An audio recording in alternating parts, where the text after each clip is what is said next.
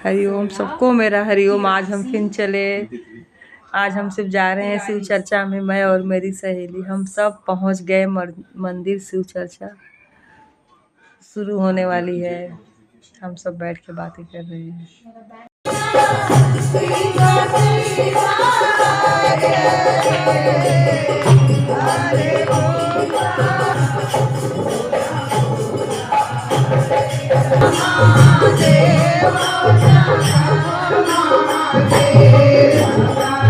अगर गुरुकुल में रह रहा हूँ तो मेरी कितनी हो सके सेवा हो जाए। और वो इतना भजनानंदी व्यक्ति था कि कभी किसी के बारे में बुरा सोचना उनकी प्रवृत्ति में ही नहीं था। गुरु की नजर उस पर पड़ी कि ये भाई मेरा एकदम योग्य शिष्य है। अगर गुरु है तो कभी न कभी तो उनको आयु खत्म होगी, तो उनके पद पे किसी न किसी को वो स्थान देना पड़ेगा। अब वो स्थान किसको मिले? वो स्थान पे बैठने के लिए बहुत अंगारों पे चल के जाके वो एक व्यासपीठ मिलता है।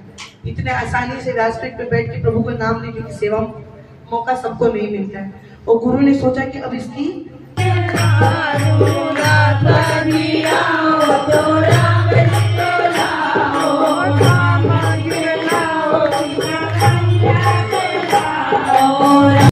जो एकदम अपने गुरु के, देखिए जब हम गुरु की बात करते हैं ना तो प्रभु के ऊपर गुरु को रखा जाता है।